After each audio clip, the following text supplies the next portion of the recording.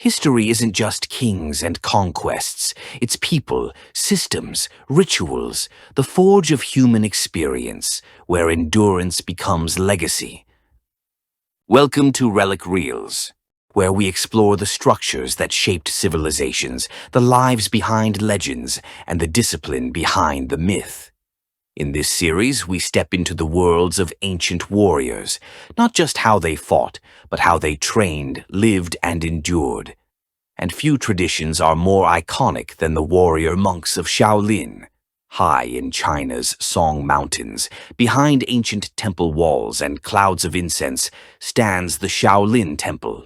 For centuries, it has shaped boys, some orphaned, some devoted, into disciplined, formidable practitioners of Chan Buddhism and Kung Fu.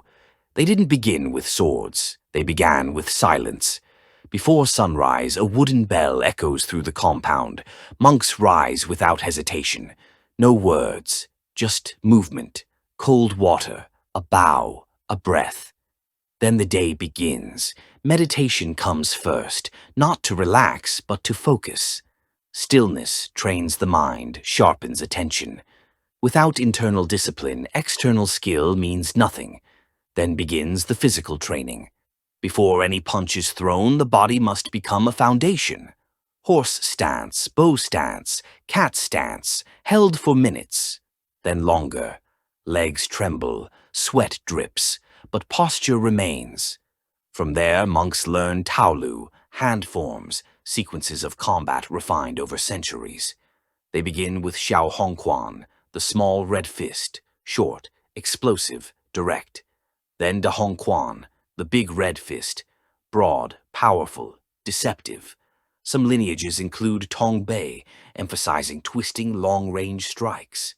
Each movement has meaning: blocks, strikes, traps, transitions. Forms are not performances. They're libraries of combat knowledge encoded in motion. Shaolin Kung Fu also channels nature through the 5 animal styles: tiger, strength and dominance; crane, balance and precision; leopard, speed and aggression; snake, fluidity and accuracy; dragon, spirit and adaptability. These are more than techniques. They're strategies, mindsets embodied in movement. Once the body is tempered, weapons training begins. The staff, gun, is foundational, simple, fast, devastating. The jian, or straight sword, is light and precise, the gentleman's weapon. The dao, or broadsword, is broad, powerful, and aggressive. The spear, qiang, known as the king of weapons, teaches speed and extension. More advanced disciples wield chain whips, 3-section staffs, and hook swords, all requiring complete mastery of timing and control. Weapons weren't for show, they were tools to test internal mastery.